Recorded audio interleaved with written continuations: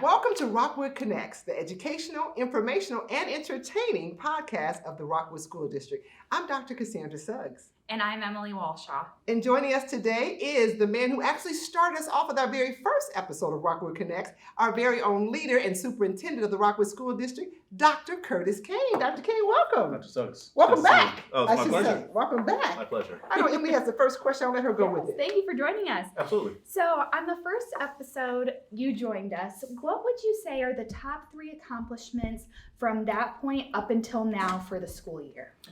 That's a great question. I would say the first has been this continued notion of focus on instruction. Mm-hmm. It's mission critical that we keep the main thing, which is what happens in classrooms, as our priority. And so we've absolutely been able to do that as a school district, and we're going to continue to make sure that's our focus as we move forward.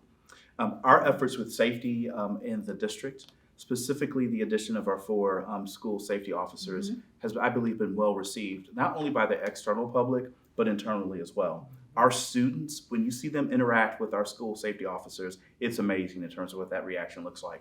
I was just in an elementary school on Monday, and one of the SSOs is actually, there and present, literally in the cafeteria with students as well. They have just gone above and beyond. They've filled in every corner of whatever hope we had for that position. They've really done an amazing job. Very well received by staff, and then most definitely by our parents as well. Their presence isn't dominating, but they're there. They just understand how to do this very effectively. And I remember explicitly sharing with our staff last year to treat them as you would any other member of the Rockwood family. And I think kudos go to not only them, but to our staff as well. They've done just that. And then the last piece is not really the last piece, because it supports the main piece, which was happening in our classrooms. It's been the work with dignity and belonging. I am just overjoyed at how well this has been received, and how our community, not only the community cohort, but what it's meant for our pilot buildings, but for our other groups, our other focus groups that have been engaged in this work. It's been very, very well received. And what I most appreciate is the genuine effort that people have put into this work. I'm thrilled with where we stand. I'm excited about where we're going to go with that work. Yeah, wonderful. Thank you. Yeah, and I agree with all of those top 3. I really do. Just in case you needed my agreement. So, Dr. Cain, what does the end of the year look like for a superintendent, and particularly this superintendent? It takes me back to my track days in high school, which was many moons ago, but it's a sprint. And it's the 400, my least favorite race, which is a full sprint around the track, right? It's a 400. There is something at the start of the day and the close of every evening, almost every night of the week. And that's not really a point of complaint that you're hearing. It's just trying to be there, to be present, and to be supportive in as many spaces as you possibly can is physically impossible. And I do understand that, but there's just a lot of energy. You're trying to make sure that people understand not only appreciation for what they've done this year, but acknowledgement and recognition for what people have continued to do. And that's true of our staff that have gone above and beyond this school year to provide outstanding learning opportunities for our students in so many cases.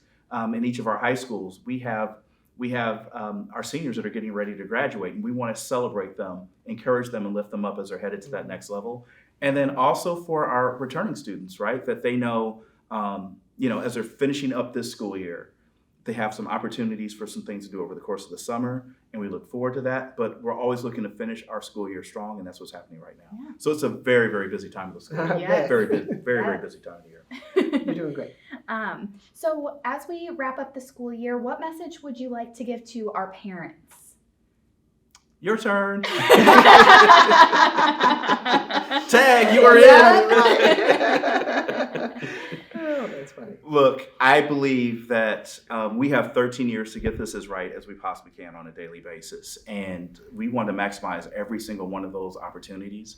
And that's learning, not just related to curriculum.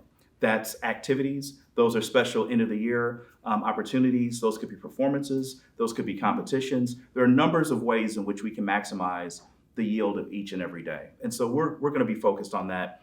And we want our parents to know that as the school year closes. The other piece that maybe every student isn't going to want to hear, just because the school year closes doesn't mean the book has to.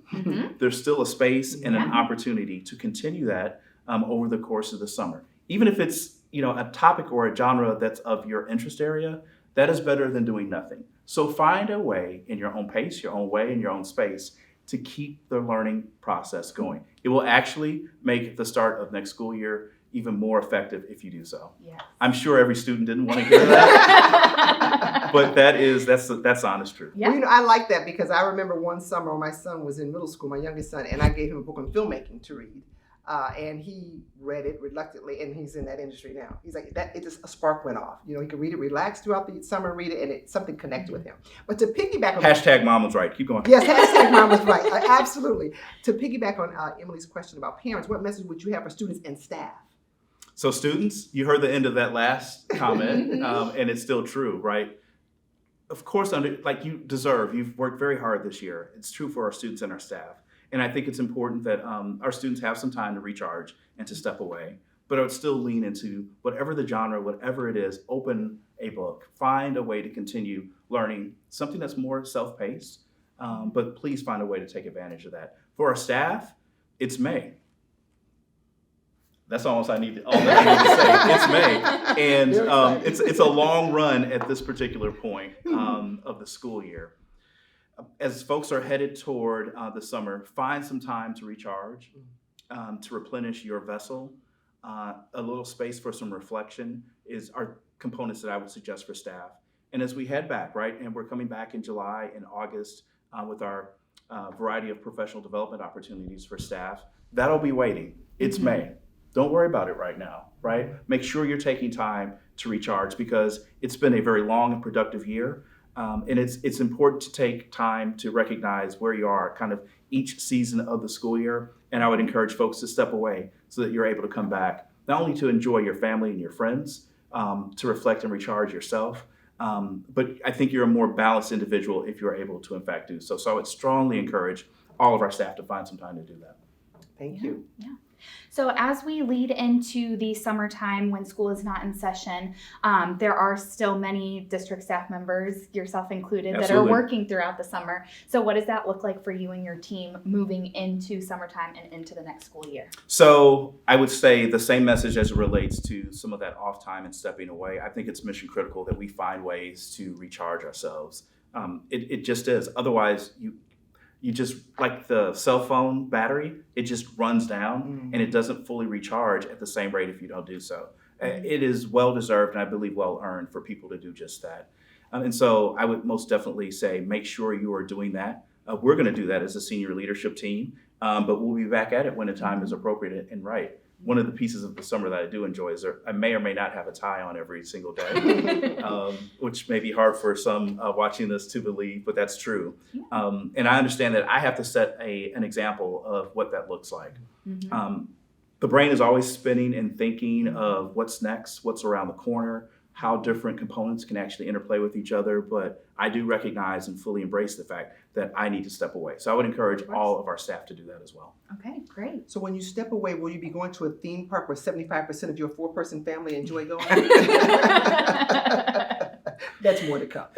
All right, Dr. K. That probably needs to be edited out, but that is not the plan for this summer. We will step away, but won't be standing in lines at an amusement park. Oh, doggone it. I was expecting to see pictures back at when we come back for our training. Not this summer. Not this time. Last question for you. What has been your biggest joy for this school year, and what is something you want to continue to work on? So I can't answer with a singular. Okay. If you will afford two answers, I will provide two. Just earlier this week in classrooms with students, I can't fully describe what that means to watch that interaction with students. In this case, I was in an elementary school, and knowing where those students were, having been in that classroom at the start of the year and seeing where they are now, it always warms my heart and it literally recharges me, because this is the reason we do what we do, to help meet those needs, to watch the not only collective growth, but most importantly, the individual growth of every student in a learning space is always a recharging and recentering opportunity for me. So I greatly appreciate being in classrooms because of that. It tells me and reminds me of what our staff do, how critical and fragile that work is, yet how important it happens to be, and how much potential our students have. It's almost undefined where our students can go if we effectively and collectively wrap around them. Absolutely. The other piece would be one that's been a long-standing effort of the school district, and I would say it's been Prop 3.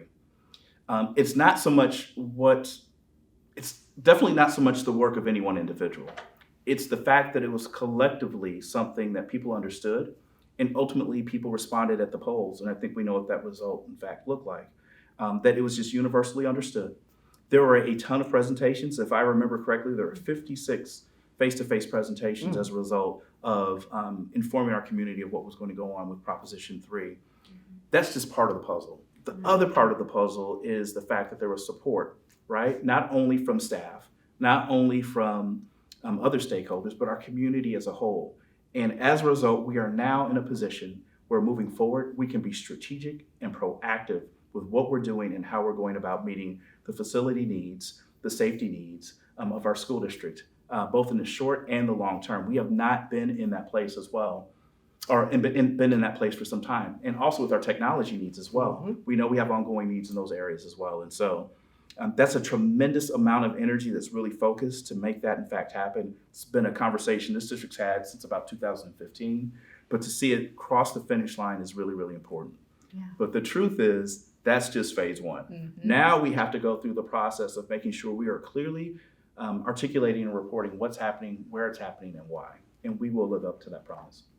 Fantastic. It's been a great year. It has been a fantastic year. And you've both done amazing work this school year and should absolutely be recognized. Thank you for what you continue to do, not only for students, but for other stakeholders in the Rockwood School District. We appreciate it, and you're welcome. All right. All right. Well, thank you, Dr. Cain, for The pleasure's joining mine. us on our last episode of this 23-24 school year. Indeed. So thank you also to all of our viewers and our listeners that tune in each week. Reminder, you can view our podcast on the Rockwood YouTube channel or our department webpage or any podcast platform.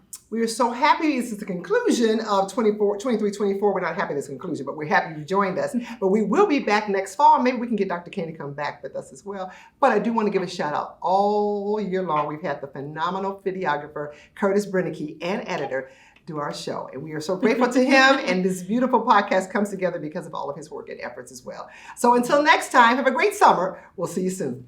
Be well.